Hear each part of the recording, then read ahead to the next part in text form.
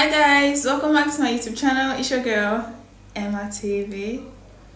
We are in the festive season. This is December, so I decided to make a video on the lessons I've learned this year because this year has been a wholesome year. Just now my cat almost broke my phone. I threw him outside, I had to let him in. So one of the lessons already is patience. Let's get into this. I hope you learn from this video and apply some to your life. I think the most important lesson I've learned this year is that people treat you exactly how they see you, and to not overplay your role in anybody's life, especially if you don't feel it being reciprocated. Yeah, like for instance, that your friend, sibling, boyfriend, girlfriend that is treating you like garbage, how do you think the person is going to treat Rihanna if the person should see Rihanna? How? So do not overplay your role in somebody's life, because people see how they treat you. The way that somebody treats you is a projection of how they feel about you or how they see you. So if someone is treating you terribly, it just means the person doesn't really rate you, and you should love yourself enough to distance yourself from that type of relationship or friendship or whatever it might be. Distance yourself from a place that you don't feel like you are being valued a lot, because the person does not value you enough to treat you well. That's why they are treating you the way that they are treating you. This year is the year that I officially entered my mid-20s, and then in this year I've gotten to understand my elder sister and my mom better. Let me talk about my elder sister. We have an 8-year age gap here. I can't imagine, because I lost my father in 2011. I can't imagine being a teenager and losing my father. She was my father's favorite child, so like he was her everything. Yeah, I can't imagine being so dependent on somebody and then now losing the person and then immediately have to grow up. Back then I didn't understand that my sister was just a 20 years old girl who would provide for me when I was in school, because there's this thing that she used to say, even up until now, this phone, she's like even up until now, she's always like, nobody's going to oppress my sister.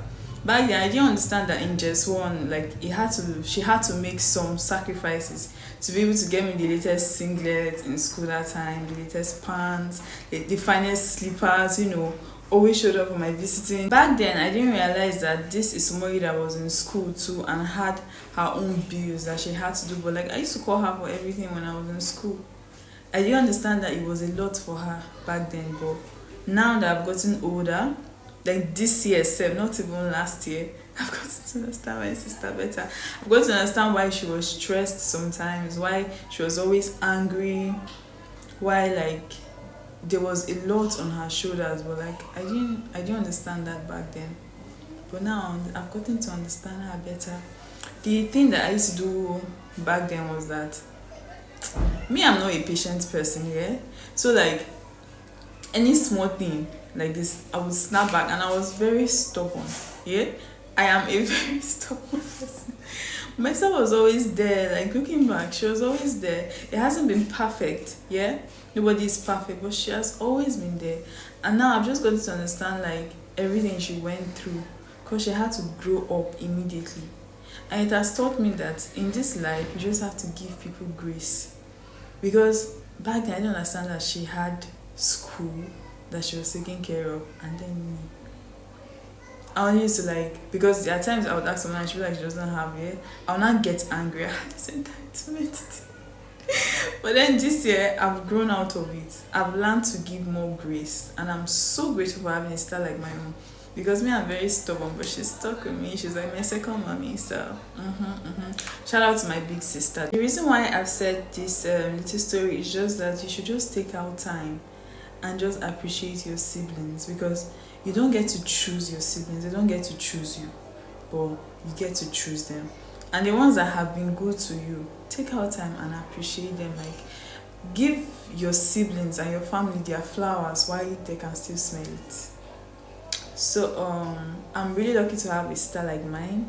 Even my other sister too, Rahab, I'm very grateful for her. And even I have a lot of siblings, so like my siblings that have been good to me, I'm really grateful for them, but especially my immediate elder sister. Love you, baby girl. Mwah. This year also, I've also gotten to understand my mother. My mom is not very educated. Like she was forced into marriage before she was even 15. So I've gotten to understand her better because like her first marriage was not a dream marriage, it was a bad marriage, but when she met my dad literally was like her savior. So I can't imagine going through a traumatic first marriage and then a healthy second marriage and then a person and dying. I cannot imagine going through that. And I used to be so upset with my mom because when I was like 13 and I had to go stay with my uncle, yeah? Because like my uncle like stepped up as my father. Shout out to my uncle too. So like I was so angry at her that oh other mothers used to like take on responsibility. I was just angry. But like now I've gotten to understand her better because it wasn't easy. And then like it's not like she intentionally wanted me to go and like be in someone else's house, because growing up it was my house that I used to accommodate people. Like people would come to my house from the village not knowing how to speak English. Like my father really helped with lots of people, my mom too. So like but now it was me having to go stay with somebody and I would only see her in December. It was really hard. I even had problem with my brain back then because of all that stress. But like I've gotten to understand my mom better and like just grace. Give people grace. Like focus more on the good that people have done for you than the bad. It just makes life more easier and more beautiful. So that's another lesson I've learned this year. So just take your time, look at your mom, be patient with your mom. Like it's her first time doing life too. Life hasn't been rosy or easy for her, but like appreciate your mother. That's your only mom. Me, that's my only parent right now, so I don't play about her. Even though things are not perfect as I would want to be, like to be very successful, better subscribe to this channel so I can make money and spoil that woman. So yeah, just focus more on the good and the bad and appreciate your mom. That's if you have a good mother. If you have a bad mother, find her somewhere and not give her a hug. That's what I meant to say, but yeah, so like just grace again. Yeah. Another lesson I've learned this year is that if you don't love yourself, who do you expect to come and love you on your behalf? Like you have to continuously choose yourself. Like I've had a few experiences this year that has made me to be like I have to choose me. I have to love me. And that's the best decision I ever made this year. So you have to love yourself first before anything can love you, because you can't sit down and be waiting for somebody to come and love you before you feel lovable. You have to love yourself.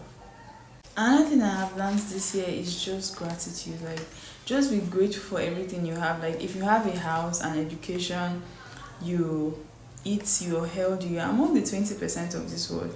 80% of people on earth don't have these little things that might be complaining that it's not enough. Yes, we still have dreams and goals that we want to achieve, obviously, but just be grateful for everything. Like just settle down instead of always complaining. Just settle down and actually pay attention to the good things that have happened. If it means that you just, even though bad things have happened, it's just part of life, yeah, but just show gratitude to the universe and like the rewards will just keep on coming back. Speaking from experience, yeah. Noise. One thing I have done this year is push forward. Like I'm obviously not where I want to be yet. I'm not like made in life. I'm not living where I want to. I've not achieved my goals yet. But one thing that I have done this year is push. I have pushed in education, I have pushed in the man aspect that scared my life to death. But I have put myself out there. I have tried, I have put myself out there. One thing I have done this year is push. Even in friendships, I was terrified of having new friends. But I got very close to my angel. I've known her for years, but I got really close this year. But like I did not give up. I didn't like go and hide in a corner because like oh I have had bad experiences and so and so I'm just going to like stay away from it. I have pushed this year. I have pushed forward in education, in my career. I've done more on YouTube this year than I have in my entire life. It's like I have pushed in my career, in everything I can think of. My spiritual life, my mental health, my exercising, yeah. I have pushed. So I am so proud of myself that I didn't give up when things go hard. I have pushed forward. So you should learn to also push forward. Things may not be perfect, but don't give up. Keep on pushing forward, because at the end of it, to get out of life dead. So why not keep pushing? I've learned that people are just naturally nice. Like, some people are naturally evil and wicked, but some people are just naturally nice, and they just show kindness when you're around them, and to not overthink it. Don't go and start catching feelings because somebody is nice to you. Until someone spells out something to you, just take it as them being nice. Because some people are just genuinely nice people, even like without any ulterior motives. Yeah, some people are genuinely nice, so just take it as them being nice. You're not as important as you think you are to somebody. Somebody might mean the whole world to you, and then you might just be like another person to them. It sucks, yes, but you're not as important as you think you are. That's why I keep saying, do not overplay your role in somebody's life. Like, as soon as you notice that something's not getting reciprocated, find ways to move with your life. Like, I'm grateful for the time that we have had, but like, over to the next chapter, because you might just be a regular friend or a regular person to this person. Some people even see you as an asset, like, let me use this person, and then you might think you mean the whole world to this person because that person means so much to you. People are wicked the same way people are nice. So do not overplay your role in someone's life, because you might just be another random person. Okay, a person that has betrayed you before can betray you again. I'm a big believer of second chances here. There's this friend I used to have before. She betrayed me once, but I was like, okay, one more chance, and then she did it again. Yeah, so like recently, because this year, another thing I did this year is I forgave. Like, I just let everything go. Yeah, so recently I was like, I'm missing her so much, let me just reach out to her, because like, she was actually a good friend, like the best friend I've ever had in my entire life. Yeah, but then I now like remembered that I gave a chance before and I got betrayed again. That was another reason I got my cat to help me out of depression. So like, someone that has betrayed you before can betray you again. Be very vigilant, be very careful, and protect your peace. Every single time that I have tried to let this person back into my life, something bad has happened. So be very vigilant, and don't let someone who has betrayed you before back into your life, because they will do it again and again and again and again. This one is something that I have known for a really long time. Money stops nonsense. Like, having money, especially as a girl, I think it's even more important for a girl to even have money than a guy. Yeah, money stops a lot of nonsense. Like, I've known this one since, and I'm saying again, money stops nonsense. There are a lot that is hidden under poverty. A lot of people that are doing things they don't want to because of money, and there are a lot of people that have money and they are abusing it because they want to see how far some people can go for this money that they have. Yeah, money stops a lot of nonsense. A lot of nonsense. Everything on earth, basically, you can buy it if you have money. They say money does not give peace. I say poverty does not give peace. So my advice is to find ways to make money. Also find a way, do whatever you have to do, but don't sell people's organs. And just have money. At the end of the day, just have money. If you can find a guy that is willing to be taking care of all your bills, fine. If you can find a girl that is going to take care of your bills, a girl that is going to take care of your bills, fine. But just have money. Just have money. I love money so much. Like, money gives so much peace and comfort. Like, you sleep at night and close your eye and not worry. Jesus, I want to be so rich. I'm going to be so rich and so wealthy because money stops nonsense. I don't think I want to get married anymore. Before, I was this type of person that if you should ask me what's my dream life, even in this video, let me pause for like 5 seconds and play. I want to be a rich housewife, man. I don't want to be a housewife. I want to be a housewife. I don't want to be a housewife. But my friend asked me, this was this year, by the way, this is December. I made this video in June, July-ish. My friend asked me what was my dream. I said I wanted to be a rich housewife, and that's what I've always wanted to be. Like, I just want to be at home, trading, taking care of my kids. I'm this kind of person that I love to take care of things. I love to take care of people. But I don't think I want to get married anymore. because marriage comes with a lot. Yeah, I said I don't want to get married because it's not just about meeting somebody. Like, there are a lot of people that have gotten to marriage and gotten out of it. I grew up in a good marriage, but like this generation of men is scary.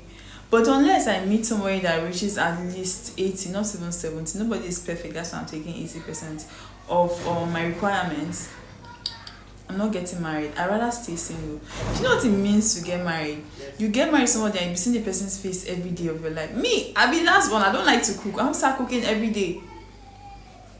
If someone should first have to like start taking care of the person, taking the child to school, doing assignments, still having to be sexy on top.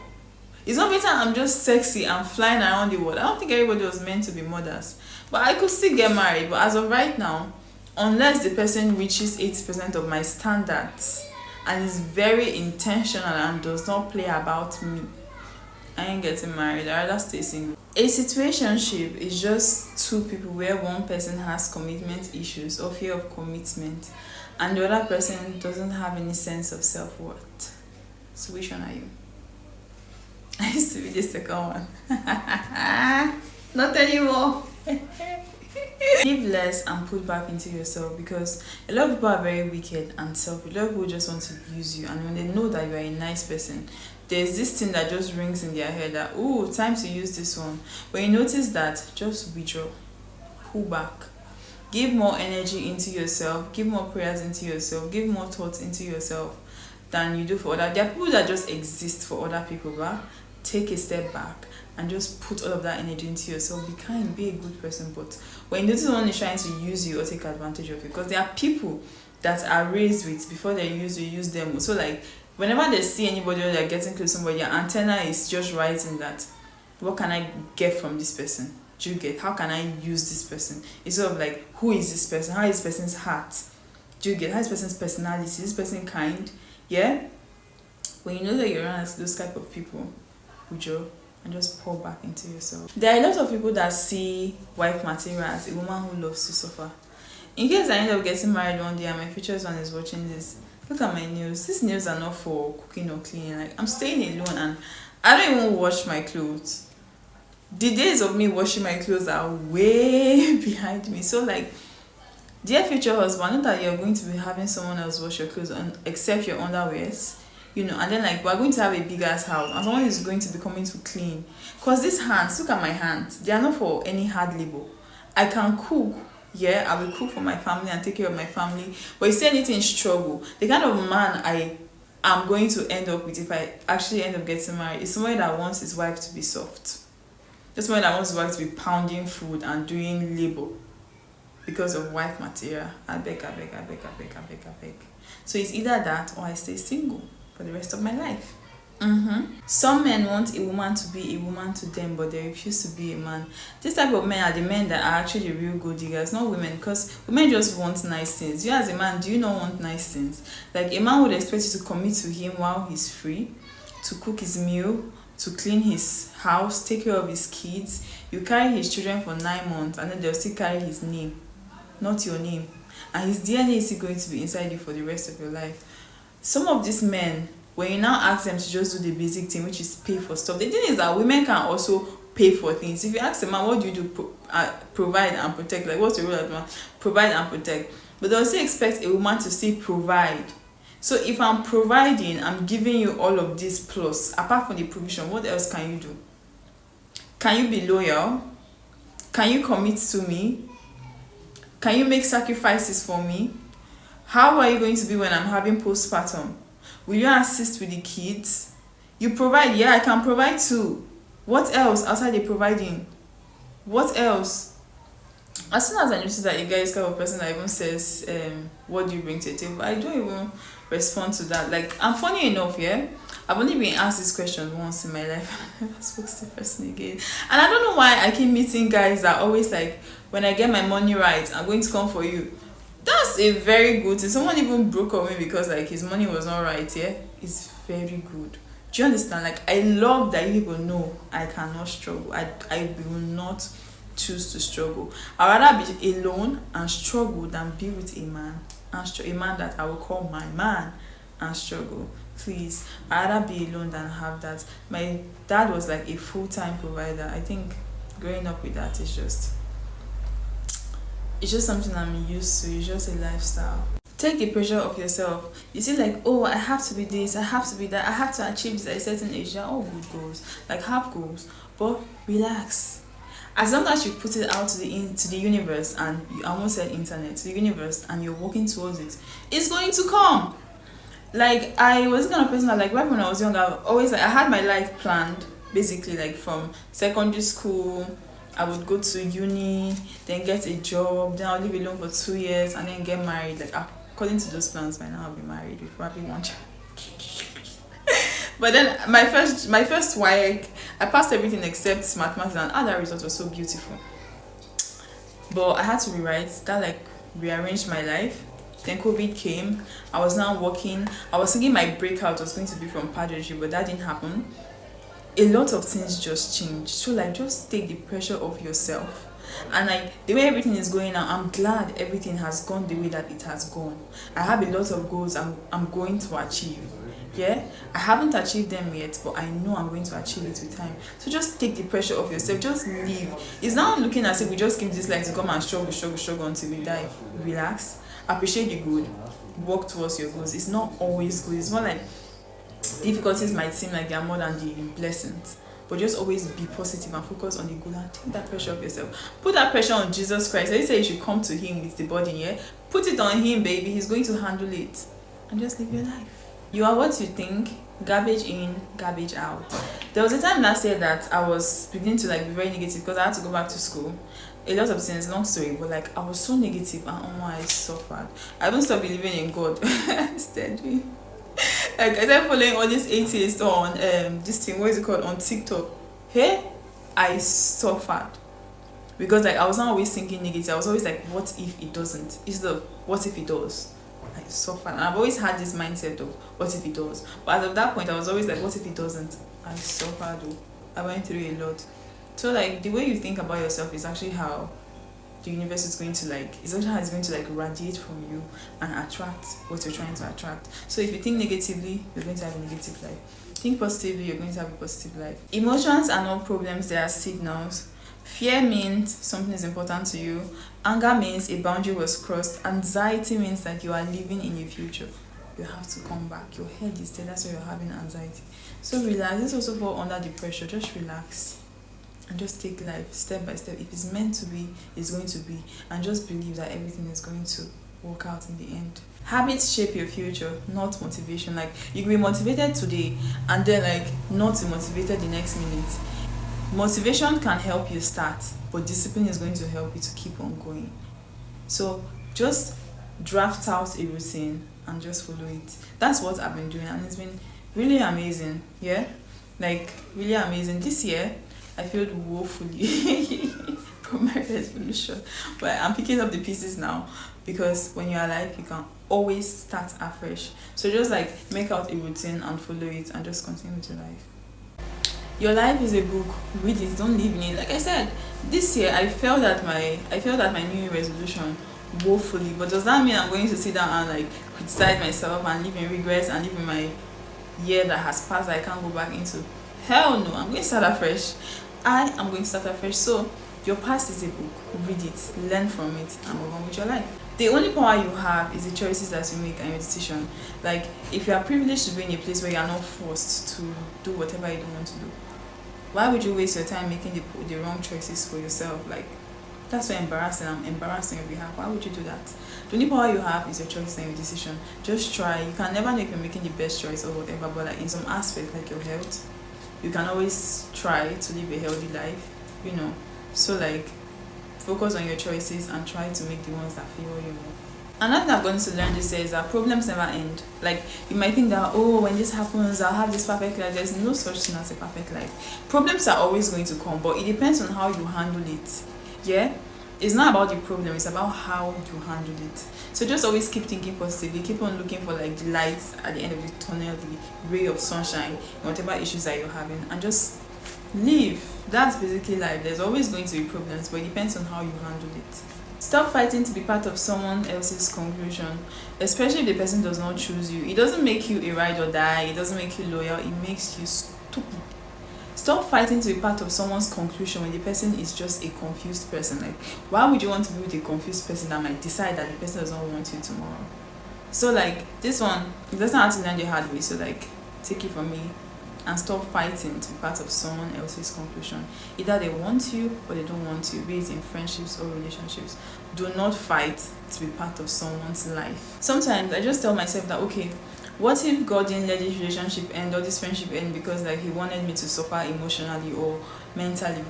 What if God's rejection there is a redirection for me for better? Because he had conversations you didn't hear.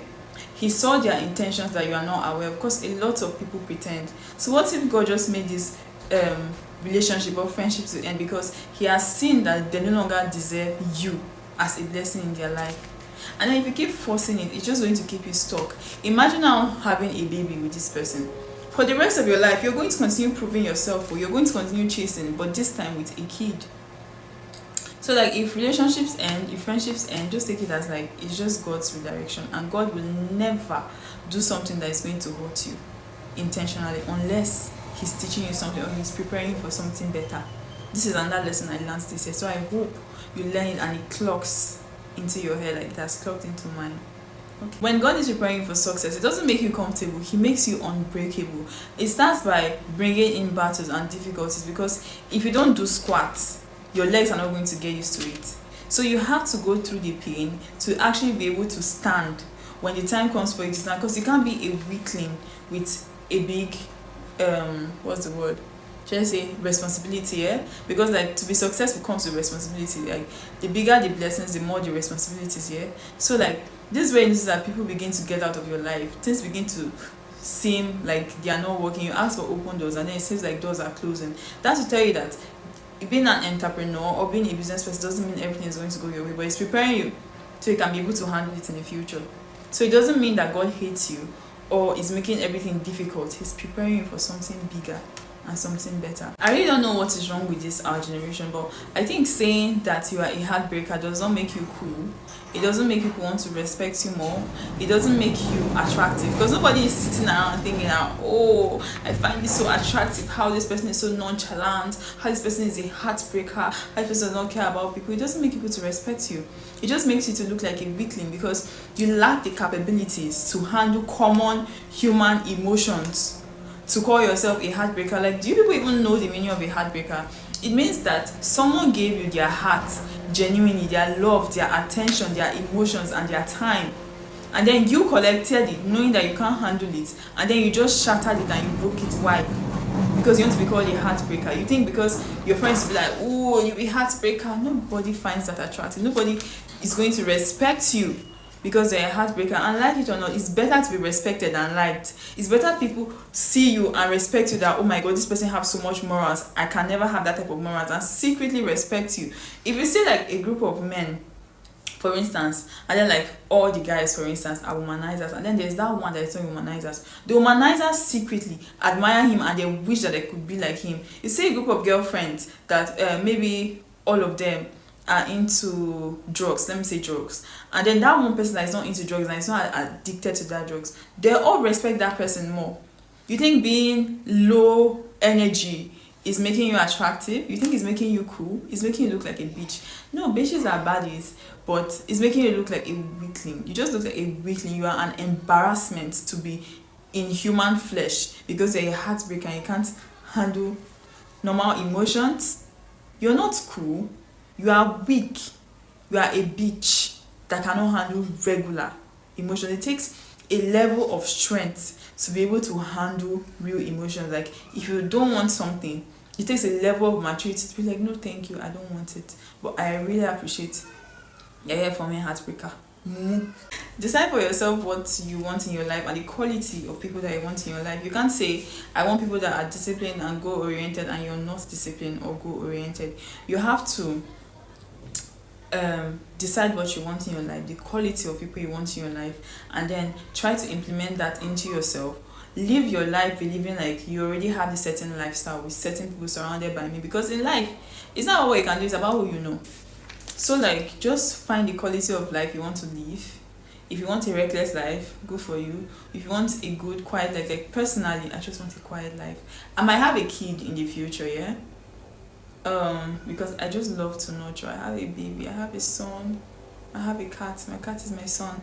So like I wouldn't want my children to be around some people with certain mindset, and I wouldn't want to be the one to like project that mindset onto my child. So like just decide what you want and the quality of people you want around you, and then work on it.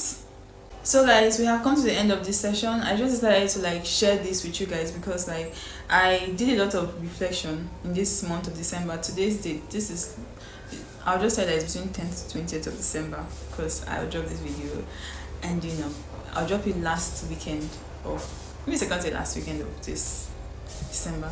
So like I hope that you've taken some lessons from this video. I just hope that I've able to at least reach out to one person and give the person some of my information and ideas, because I'm really smart. So I hope you enjoyed the video and you learned something. Like and subscribe if you're new here. My name is Emma TV. Welcome to my channel, welcome to my life. I love you guys. Thank you all for the support. See you in 2026.